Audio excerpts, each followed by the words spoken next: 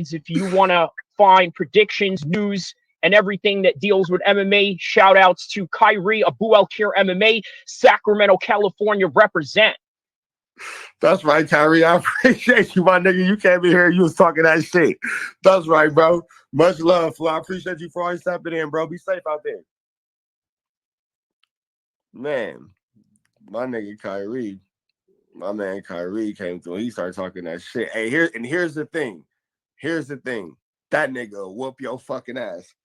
You will think that nigga's all squared up and all that type of shit. Nigga come through and beat your fucking ass. Like, man, fuck you up. You will never see it coming. So for those of y'all. Well, from what it seems like, Jon Jones is not going to fight Tom Aspinall, at least not this year. You see, there's more mind games going on with this, right? He went on to the Nelk Boys podcast, which I'm going to show you the full reaction to this in a minute, and said that Tom is not interesting to me. It's not an interesting fight. This is what he said in exact words. Now, he's been fighting everybody from every generation, but Tom Aspinall believes that he deserves a shot right now. Okay, he's out there training for Jon Jones, doesn't even know if this is happening, or maybe he does know. Maybe he does know a whole lot more than what we would expect. But on any regard, here's the full podcast along with my reaction to the Nelk Boys interview with Jon Jones. Waiting that we've done for Jon Jones and Tom Aspinall. Jon Jones has come out on the Nelk Boys podcast stating that he does not want to fight Tom Aspinall. We're going to find out why right now. Let's get to the video and let's get to the Nelk Boys. Let's skip all of this, all the intro, and just get right into Jon Jones talking. Do you love being in Miami? I absolutely love Miami. Do you love Miami? I love Miami. I moved here about a year and a half ago. And I'll bet Jon Jones loves other elements of Miami, but that's a conversation for another time. So, nice.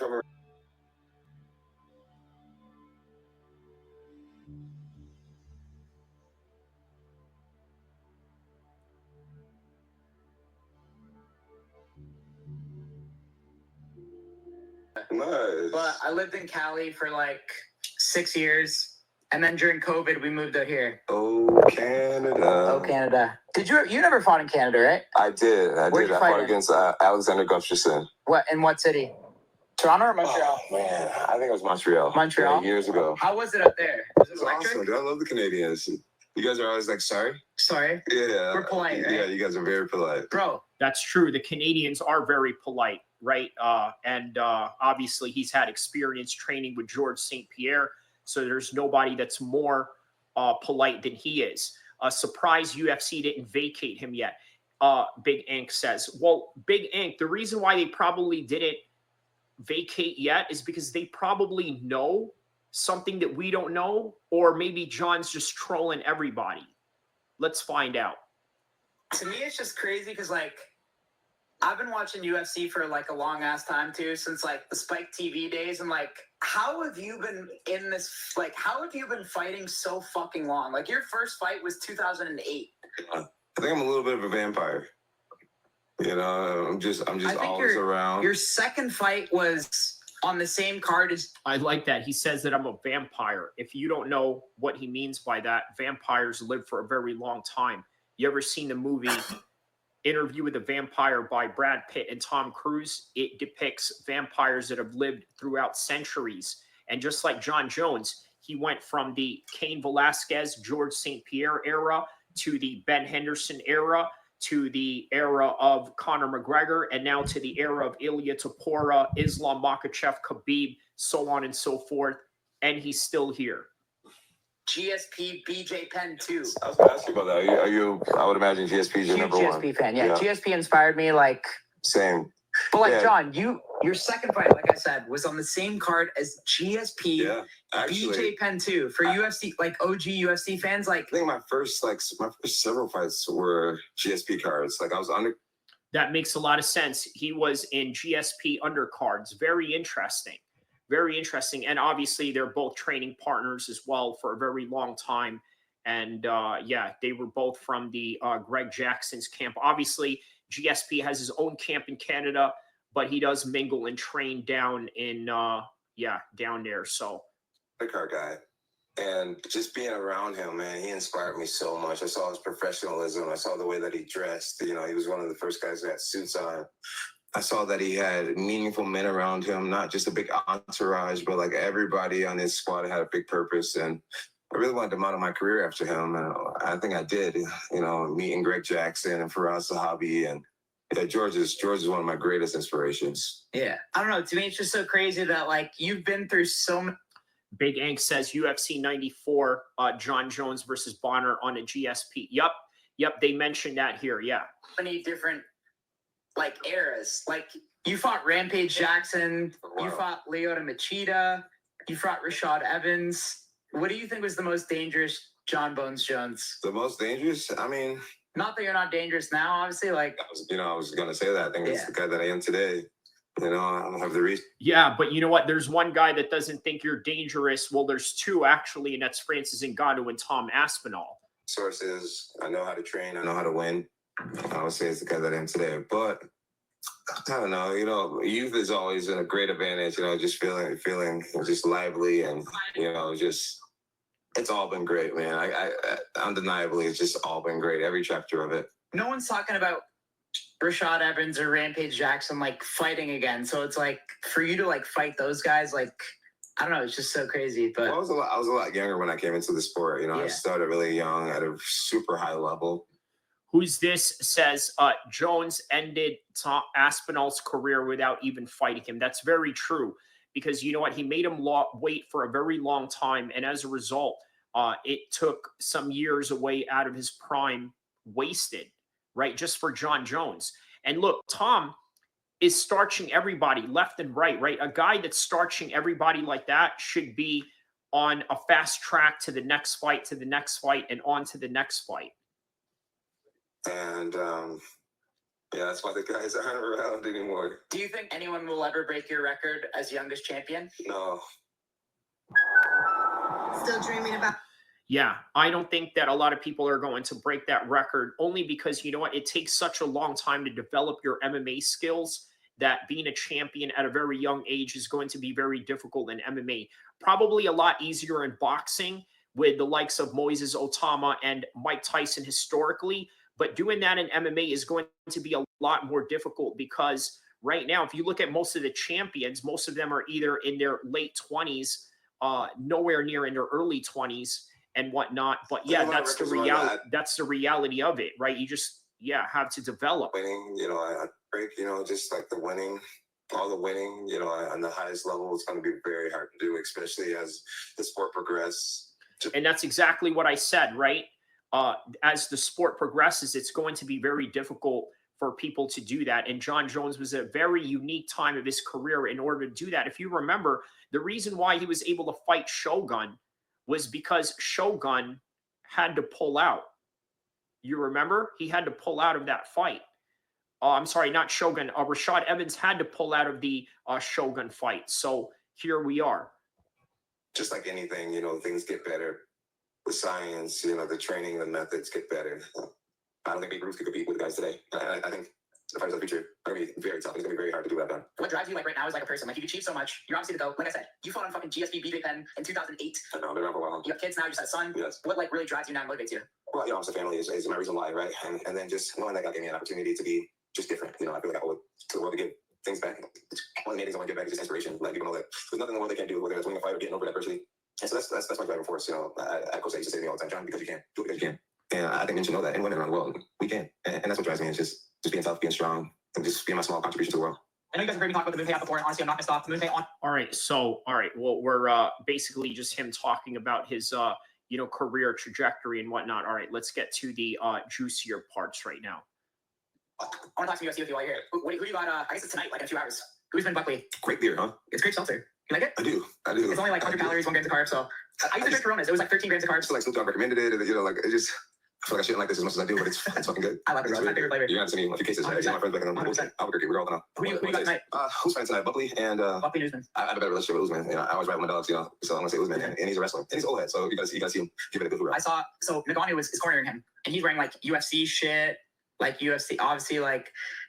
Do you think? All right, so now he's asking about Francis Ngannou cornering Kamaru Usman, which is part of this whole entire story. But take a look at the video that I made about Francis Ngannou possibly re-signing to the UFC. Do you think there's any like negotiations going on there or anything? I think Dana gets things done, you know, and I think business speaks before emotions.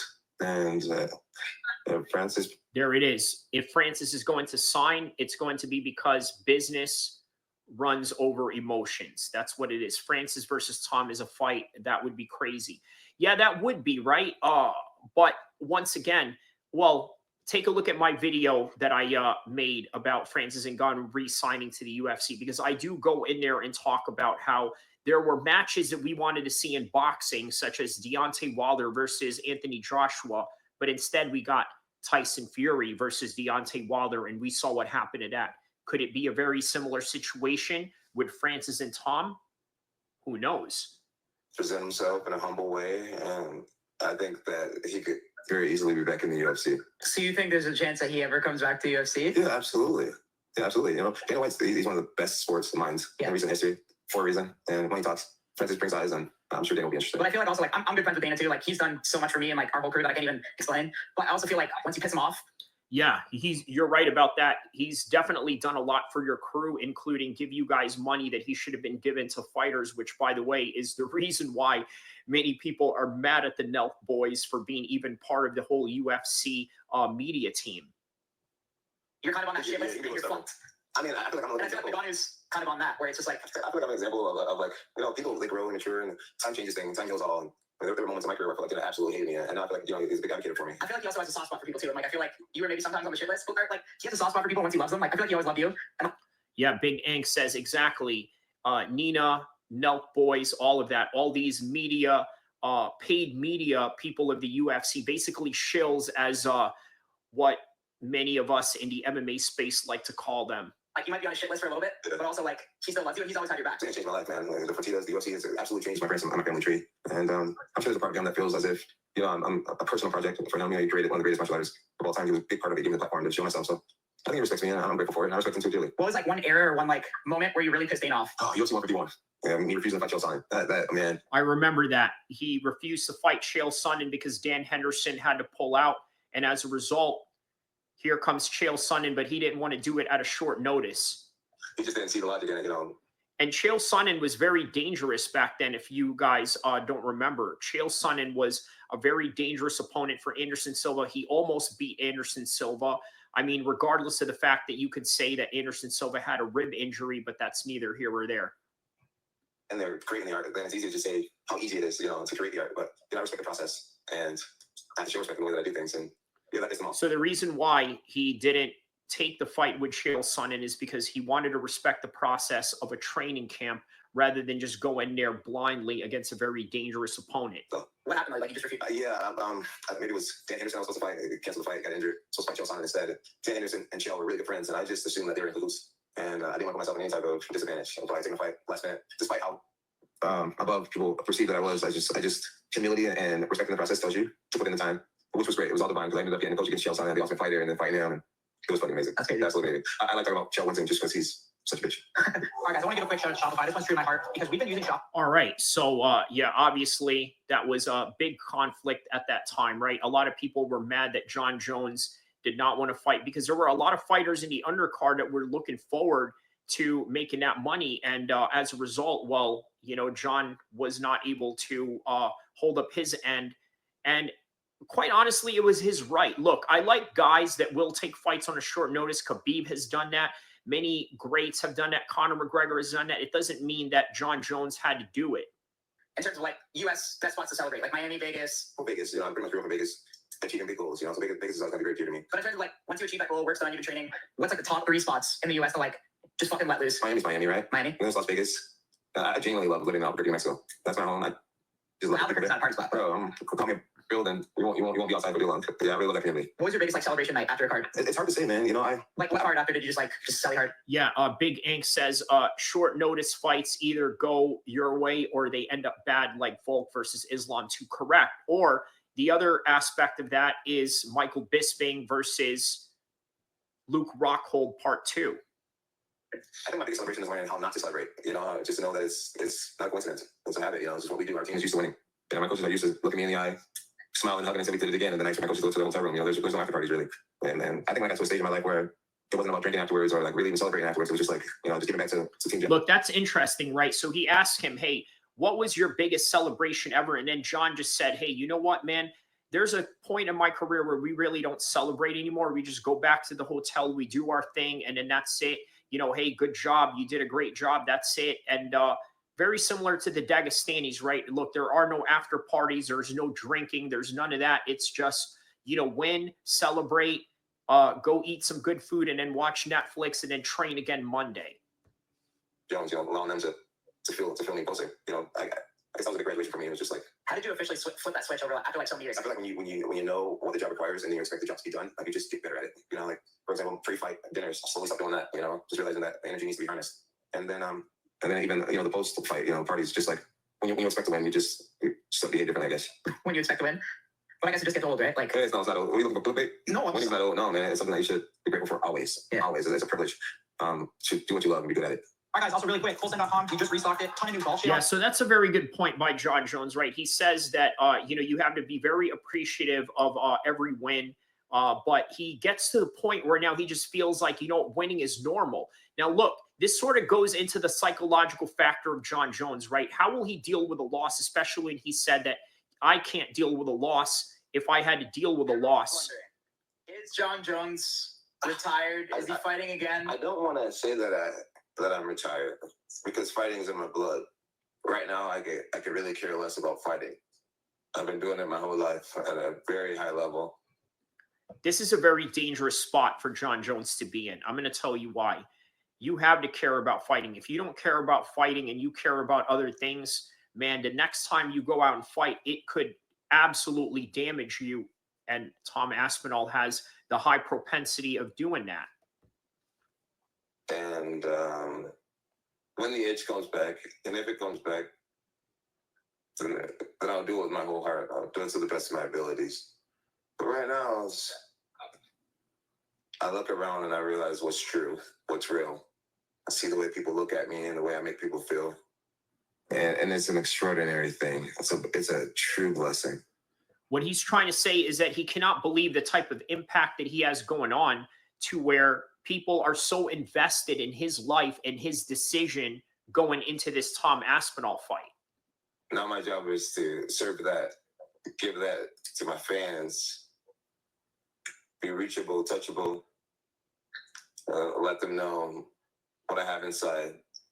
That's who I am right now. I've punched and kicked enough people. Because, yeah, everyone's wondering, it's like, is Jon... He's saying he's punched and kicked enough people. In other words, there's a good chance that he may not go back into this fight with Tom Aspinall. That's literally what he's saying here. And look, man, I want to see this fight, but this language right here doesn't really seem like a guy that wants to fight. Or you also have to take into consideration, he may be playing possum in order to keep up with the gag order or keep up with the non-disclosure act that the UFC has imposed upon him and Tom.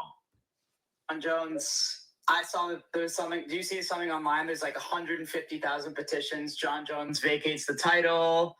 But I guess people are waiting for like, I mean, you might have to make like an official retirement thing or like. I'm a company guy, you know, and there's a lot of things that's happening behind the scenes where my job is just sit and be still. What did I tell you? My job is to sit and be still, also known as a non-disclosure act, also known as not exposing anything that the company is telling you not to. And he flat out told you that he's a company man, and that's what company men do. They are either going to play possum or they're either going to not give you any information at all. And take the punishment. In my opinion, everyone asks me like friends, and I'm like, I just think Jon Jones is a master negotiator. He's waiting for the bag he deserves. Well, that too. If anyone deserves a huge fucking paychecks. It's someone that has fought since 2008. And I think you're just Well, there's a lot of guys that have fought that long, like Jim Miller, but they are never going to get that opportunity, and among many others that are on the roster. But that's just how the cookie crumbles. a smart guy, in my opinion. What's that Italian phrase? Came, saw, and conquered. That's genuinely how I feel. It's been great, man. Life's been so amazing. What do you saw think the way that I just didn't get into that conversation at all. What's that? I didn't get into that question at all with you. It was just Not really. it just curved it. What do you make of like Tom Aspinall and all the things that he's been saying about you? I think he's awesome, man. I think he's awesome. I think he should go on and have a wonderful career. Do you think that He said that he should go on and have a wonderful career. I don't know about that, man. Fresh Melon Juice says, I like cookies that doesn't crumble. All right, that's a good response right there. So he likes Tom Aspinall. He wishes for him to go on with his career. What does he mean by that? Again, more cryptic language. he needs you? No, I think he needs me. I think when you want something bad enough, and if you get it, it could be the worst thing that could ever happen to you. Oof, that was dope. I personally think as a fan, He said, if you want something so bad, it may be something that could be very bad for you. It reminds me of this quote from the Quran.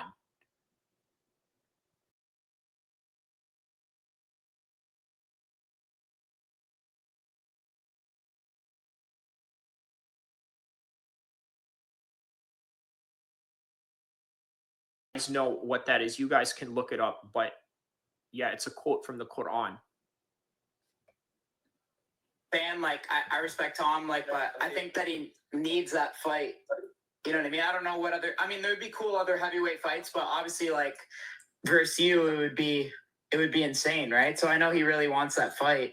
I love being the ultimate troll. I'm in a spot right now where I'm really enjoying the fruits of my labor, all the hard work I put in. He's not in a position. He's not in a position to like. Here we go. Jon Jones playing the heel role right now, and I'm going to show you his facial expression as he is doing this. Excite me. It's just the truth. Because if I whoop his ass. He says it doesn't excite him at all. It doesn't excite him at all. Okay, I wonder why he's saying that, right? But again, he could be playing possum. Okay, we got to find out one way or the other. It's gonna be this. It's gonna be the next guy. There's gonna be a whole new fan base of somebody who everybody believes in. I've done this my whole adult life.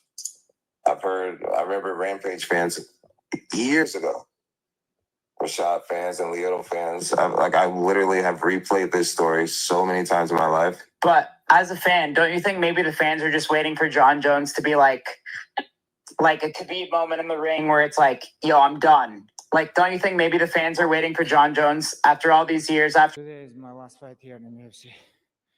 So as you put the gloves down, you do so as the #1 pound-for-pound fighter in the world. You go out the way you wanted to as the undisputed UFC. Jon Jones to be like a Khabib moment in the ring where it's like, yo, I'm done. Like, don't you think maybe the fans are waiting for Jon Jones after all these years, after all these goated fucking years to be like, I'm done? My job with the UFC is to do what's right for the company. I could easily just say, I'm not fighting.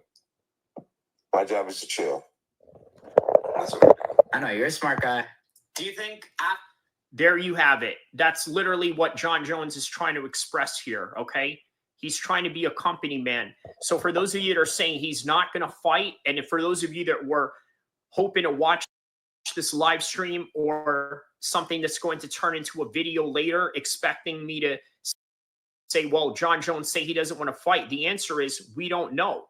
But if you want to see the rest of this, go check out the Nelk Boys interview with Jon Jones' response to Tom Aspinall speaks on his relationship with Dana White. I'm basically leaving out just the final 2 minutes of that. You guys can check out the rest. I basically covered all of that, but we're going to finish the the entire video for that in the live stream section. But for those of you that are watching this in the future for the video, don't forget to like and subscribe. I'll see you in the next one. inshallah. Neutral. Starting off the list of good. Oh, this actually he's gonna go into neutral too because this guy's he's wild as shit sometimes, but he's I'm telling you, Kyrie El-Kheer, he's wild as shit.